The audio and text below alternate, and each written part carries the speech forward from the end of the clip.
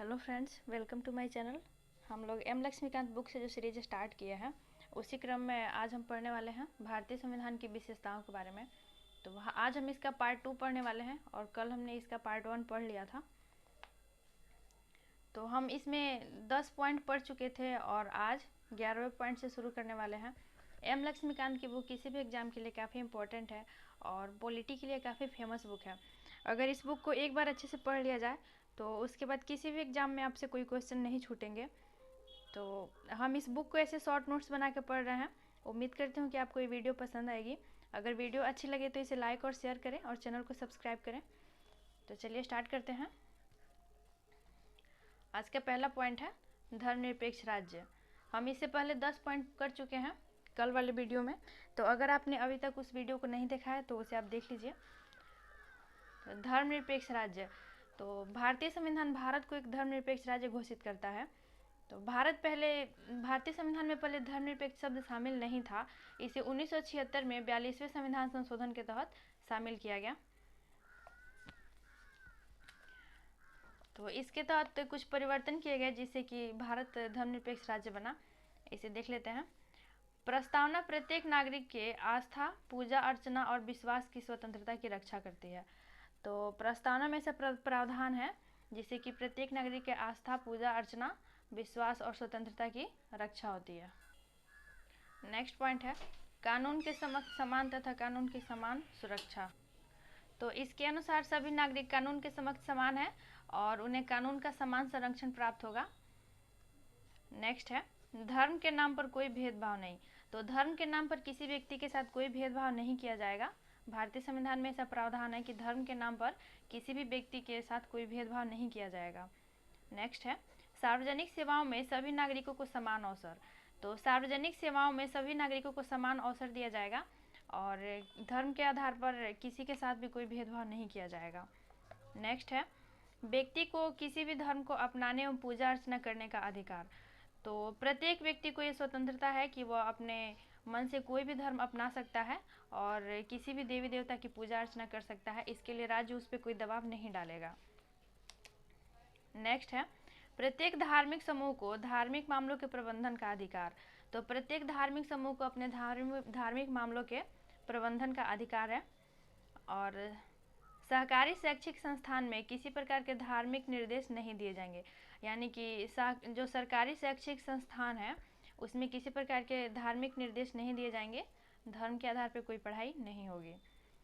नागरिकों के वर्ग को अपनी भाषा, लिपि, संस्कृति को संरक्षित करने का अधिकार है। तो नागरिकों के विशेष वर्ग को अपनी भाषा, अपनी लिपि और संस्कृति को संरक्षित करने का पूरा अधिकार है। नेक्स्ट है अल्पसंख्यकों द्वारा शैक्षिक संस्थानों की स्थापना और संचालन। तो अल्पसंख्यक समुदाय द्वारा अपने शैक्षणिक संस्थानों की स्थापना की जाएगी और उनका संचालन किया जाएगा। और नेक्स्ट है राज्य द्वारा सभी नागरिकों के लिए समान नागरिक संहिता। तो राज्य सभी नागरिकों के लिए समान नागरिक संहिता लागू करेगा। तो ये सारे प्रावधान भारत को एक धर्मनिरपेक्ष राज्य घोषित करते हैं। नेक्स्ट पॉइंट है सार्वभौम वयस्क मताधिकार। तो भारतीय संविधान में सार्वभौमिक वयस्क मताधिकार का प्रावधान है और 61वें संविधान संशोधन अधिनियम 1988 द्वारा 1989 में, यह अधिनियम कब का है? तो यह अधिनियम है 1988 का और इसके तहत 1989 में मतदान की उम्र 21 वर्ष से घटाकर 18 वर्ष कर दी गई। तो ये क्वेश्चन एग्जाम में आता है, इसे आप ध्यान रखिएगा कि 61वें संविधान संशोधन अधिनियम 1988 द्वारा 1989 में मतदान की उम्र 21 वर्ष से घटाकर 18 वर्ष कर दी गई थी। और इसके तहत प्रत्येक व्यक्ति जो 18 वर्ष की उम्र पूरी कर चुका है उसे बिना किसी भेदभाव के मतदान करने का अधिकार है।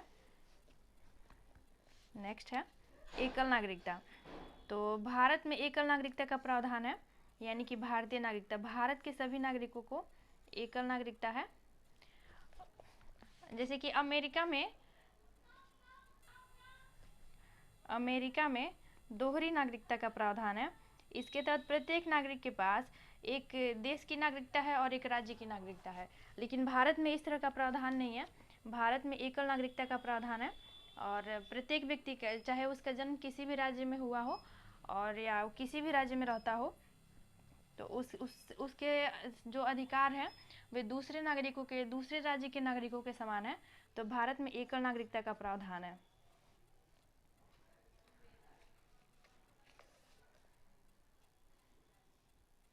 नेक्स्ट है स्वतंत्र निकाय। तो भारतीय संविधान द्वारा अनेक स्वतंत्र निकायों की स्थापना हुई है, जैसे कि स्वतंत्र और निष्पक्ष चुनाव हेतु निर्वाचन आयोग की स्थापना। नेक्स्ट है केंद्र एवं राज्य सरकारों के खातों के अंकेक्षण के लिए भारत का नियंत्रक और महालेखाकार। तो भारत के नियंत्रक और महालेखाकार के गठन हुआ तो केंद्र और राज्य सरकार के खातों के अंकेक्षण के लिए, और यह जनता के पैसे का संरक्षक होता है। इसी तरह नेक्स्ट है संघ लोक सेवा आयोग। तो संघ लोक सेवा आयोग की स्थापना अखिल भारतीय सेवाओं एवं उच्च स्तरीय केंद्रीय सेवाओं में भर्ती के लिए प्रतियोगिता परीक्षा के आयोजन करने के लिए की गई थी। और इसका एक और कार्य है कि अनुशासनात्मक मामलों पर राष्ट्रपति को सलाह देता है। नेक्स्ट है राज्य लोक सेवा आयोग। तो राज्य लोक सेवा आयोग राज्य सेवा के लिए भर्ती हेतु परीक्षा का आयोजन कराता है, और यह अनुशासनात्मक मामलों पर राज्यपाल को सलाह देता है। तो यहाँ पे जो संघ लोक सेवा आयोग है वह राष्ट्रपति को सलाह देता है, और ये जो राज्य लोक सेवा आयोग है यह राज्यपाल को सलाह देता है। नेक्स्ट है आपातकालीन प्रावधान। तो आपातकालीन प्रावधान राष्ट्रपति के लिए बृहद आपातकालीन प्रावधानों की व्यवस्था की गई है भारतीय संविधान में। इसे देख लेते हैं। तो आपातकालीन प्रावधानों का उद्देश्य है देश की संप्रभुता, एकता, अखंडता और सुरक्षा, संविधान एवं देश के लोकतांत्रिक ढांचे को सुरक्षा प्रदान करना। और ये 3 प्रकार के होते हैं। भारतीय संविधान में 3 प्रकार के आपातकाल की चर्चा की गई है, और इनका वर्णन है संविधान के अनुच्छेद 352 से 360 तक। अनुच्छेद 352 से 360 तक इनका वर्णन है। तो पहला है राष्ट्रीय आपातकाल। राष्ट्रीय आपातकाल अनुच्छेद 352 के तहत लगाया जाता है, और यह कब लगाया जाता है तो युद्ध, आक्रमण, सशस्त्र विद्रोह से पैदा हुई राष्ट्रीय अशांति की अवस्था में यह आपातकाल लगाया जाता है। तो राष्ट्रीय आपातकाल कब लगाया जाता है तो यह युद्ध, आक्रमण, सशस्त्र विद्रोह से पैदा हुई राष्ट्रीय अशांति की अवस्था में लगाया जाता है। नेक्स्ट है राज्य आपातकाल। तो राज्य आपातकाल यानी कि राष्ट्रपति शासन। राज्य आपातकाल को राष्ट्रपति शासन भी कहा जाता है, और यह राज्यों में लगाया जाता है। और यह अनुच्छेद 356 के तहत इसे लगाया जाता है। इसका वर्णन अनुच्छेद 356 में है। तो यह राज्य में संवैधानिक तंत्र की असफलता और केंद्र के निर्देशों का पालन करने की असफलता। यदि राज्यपाल को लगता है कि राज्य में संवैधानिक तंत्र असफल हो गया है तो वह राष्ट्रपति को सलाह दे सकता है राज्य में राष्ट्रपति शासन लगाने के लिए। और केंद्र के निर्देशों का पालन नहीं करने पर भी राष्ट्रपति राज्य में लगा सकता है राष्ट्रपति शासन। नेक्स्ट है वित्तीय आपातकाल। तो इसे अनुच्छेद 360 के तहत लगाया जाता है वित्तीय आपातकाल को, और जब भारत की वित्तीय स्थिरता या प्रत्यय संकट में हो। तो जब भारत की वित्तीय स्थिरता संकट में हो उस टाइम वित्तीय आपातकाल लगाया जाता है, और यह आज तक कभी नहीं लगा है। इसे आप याद रखिएगा, ये अभी तक नहीं लगा है। भारत में वित्तीय आपातकाल अभी तक एक बार भी नहीं लगा है। ऐसे एग्जाम में क्वेश्चन आता है कि वित्तीय आपातकाल कितनी बार लगा है, तो उसका आंसर होगा कि वो कभी नहीं लगा है। तो जब आपातकाल लागू होता है तो उस टाइम देश की पूरी सत्ता केंद्र सरकार के हाथों में आ जाती है, और राज्य केंद्र सरकार के नियंत्रण में चले जाते हैं। तो राज्य केंद्र के नियंत्रण में चले जाते हैं और देश की पूरी सत्ता केंद्र सरकार के हाथों में आ जाती है, और देश का ढांचा संघीय से एकात्मक हो जाता है। तो देश का ढांचा संघीय से एकात्मक हो जाता है बिना किसी संविधान संशोधन के। देश का ढांचा संघीय से एकात्मक हो जाता है, जो कि भारतीय संविधान की सबसे बड़ी विशेषता है। सबसे बड़ी विशेषता है।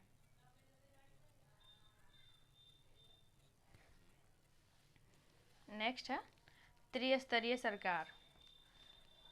तो प्रारंभ में संविधान में दो स्तरीय राज्य व्यवस्था का प्रावधान था, यानी कि एक केंद्र स्तर पे और एक राज्य स्तर पे। और बाद में 1992 में 73वें संविधान संशोधन और 74वें संविधान संशोधन के द्वारा 3 स्तरीय सरकार की स्थापना का प्रावधान किया गया। और यहाँ पे जो ये संविधान संशोधन हुआ 73वें संविधान संशोधन और 74वें संविधान संशोधन, तो यह स्थानीय स्वशासन से संबंधित है, स्थानीय सरकार की स्थापना से संबंधित है। तो इस तरह एक केंद्र स्तर पे, एक राज्य स्तर पे और एक स्थानीय सरकार यानी कि 3 स्तरीय सरकार की स्थापना का प्रावधान है भारतीय संविधान में। और ऐसा प्रावधान विश्व के किसी भी संविधान में नहीं है। विश्व का एकमात्र देश बना है भारत, जहाँ त्रिस्तरीय सरकार की व्यवस्था है। तो ये 73वां संविधान संशोधन 1992 में लागू हुआ था, 73वां संविधान संशोधन, और यह पंचायती राज की स्थापना से संबंधित है, पंचायत से संबंधित है। और इसके अंतर्गत संविधान में भाग 9 को जोड़ा गया।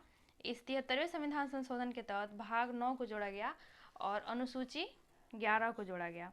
भारतीय संविधान में भाग 9 अनुसूची 11 को जोड़ा गया और इसके तहत इसमें 29 कार्य क्षेत्र शामिल थे।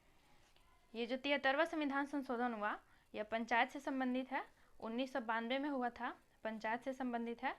और इसके तहत संविधान में भाग 9 को जोड़ा गया, अनुसूची 11 को जोड़ा गया और इसके तहत 29 कार्य क्षेत्र थे। नेक्स्ट है 74वां संविधान संशोधन।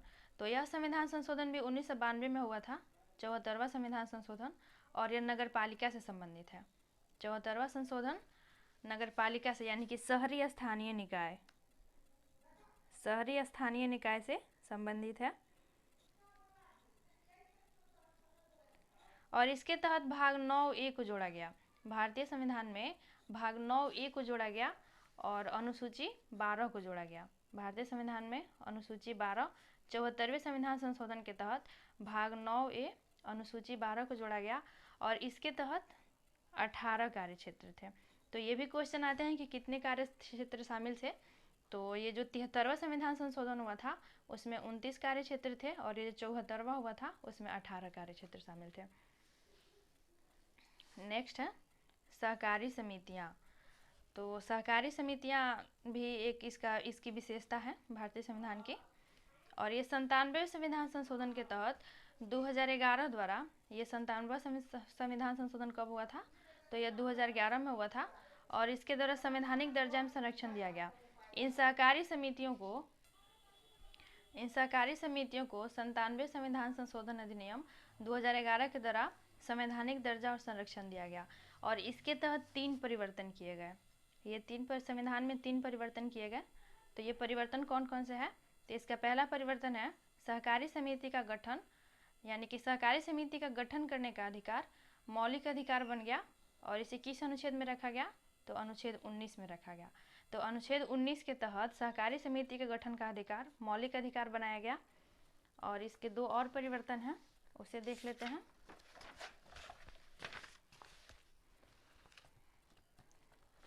एक दूसरा परिवर्तन हुआ कि सहकारी समितियों के प्रोत्साहन के लिए एक नया नीति निर्देशक तत्व बनाया गया। तो सहकारी समितियों के प्रोत्साहन के लिए एक नया नीति निर्देशक तत्व बनाया गया। और नेक्स्ट है तीसरा कि संविधान में एक नया भाग जोड़ा गया। तो सहकारी समितियों के लिए संविधान में एक नया भाग जोड़ा गया, भाग 9 का बी। 9 के बी में सहकारी समितियों का प्रावधान किया गया। इसका शीर्षक रखा गया सहकारी समितियाँ और इसका वर्णन कहाँ से कहाँ तक है? तो अनुच्छेद 243 ZH से अनुच्छेद 243 ZT तक है। तो इस तरह हमने भारतीय संविधान की जो विशेषताएं हैं उन सभी विशेषताओं को पढ़ लिया और इस संविधान की कुछ आलोचनाएं भी की गई हैं। बहुत सारे लोगों ने संविधान की आलोचनाएं भी की। तो इसकी आलोचना की गई, कुछ लोगों ने कहा कि उधार का संविधान है क्योंकि इसमें विदेशों से बहुत सारे स्रोत इसमें शामिल किए गए, विदेशों के संविधान का काफ़ी प्रभाव पड़ा है। तो इसीलिए कुछ लोगों ने कहा कि ये उधार का संविधान है, लेकिन ये सही नहीं है क्योंकि विदेशों के संविधान का अवलोकन करके उसमें बहुत सारे परिवर्तन करके उन्हें भारतीय संविधान में शामिल किया गया है। कुछ लोगों ने कहा कि 1935 के अधिनियम के कार्बन कॉपी है। तो कुछ लोगों ने 1935 के अधिनियम की कार्बन कॉपी का केस की आलोचना की क्योंकि इसमें 1935 से बहुत सारे प्रावधान शामिल हैं। लगभग 250 अनुच्छेद 1935 के अधिनियम से लिए गए हैं, इसलिए लोगों ने कहा कि ये 1935 के अधिनियम की कार्बन कॉपी है। इसी तरह कुछ लोगों ने कहा कि यह गैर भारतीय या भारतीयता विरोधी है और इस पर विदेशों का प्रभाव अधिक है।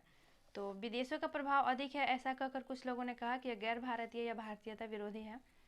कुछ लोगों ने इसकी आलोचना यह कहते हुए की कि यह गांधीवाद से दूर संविधान है। तो गांधीवाद से यह दूर है, कुछ लोगों ने ये कहा। और इसी तरह कुछ लोगों ने कहा कि महाकाय आकार। तो भारतीय संविधान का आकार काफ़ी बड़ा है, यह विश्व का सबसे बृहद संविधान है, इसलिए लोगों ने कहा कि यह महाकाय आकार का संविधान है। तो ऐसा इसलिए है क्योंकि यहाँ पे राज्य और संघ दोनों का एक ही संविधान है, और भारत की आकृति और विस्तार का भी इस पर काफ़ी प्रभाव पड़ा है भारतीय संविधान पे, इसीलिए इसका आकार काफ़ी बड़ा है। और कुछ लोगों ने कहा वकीलों का स्वर्ग। भारतीय संविधान की जटिलता को देखते हुए कुछ लोगों ने कहा कि यह वकीलों का स्वर्ग है। और इसे आप एक याद रखिएगा पॉइंट के रूप में कि यह क्वेश्चन आ सकता है कि किसने कहा वकीलों का स्वर्ग। तो इसे सर आइवर जेनिंग्स ने कहा था वकीलों का स्वर्ग भारतीय संविधान को। तो इस तरह हमने भारतीय संविधान की विशेषताओं के बारे में पढ़ लिया। और अब नेक्स्ट वीडियो में हम इसके स्रोत, भारतीय संविधान के स्रोत, अनुसूची और इसके जो भाग हैं, भाग, अनुच्छेद, ये सारी चीज़ें पढ़ेंगे। तो उम्मीद करती हूँ कि आपको ये वीडियो पसंद आई होगी। तो वीडियो को लाइक और शेयर करें, चैनल को सब्सक्राइब करें। और इस बुक को या फिर इसके किसी भी चैप्टर को पढ़ने के बाद आप कोई भी बुक से ऑब्जेक्टिव बनाइएगा, आपसे सारे क्वेश्चन बन जाएंगे। तो मिलते हैं नेक्स्ट वीडियो में। चैनल को सब्सक्राइब करना ना भूलें। Thank you so much.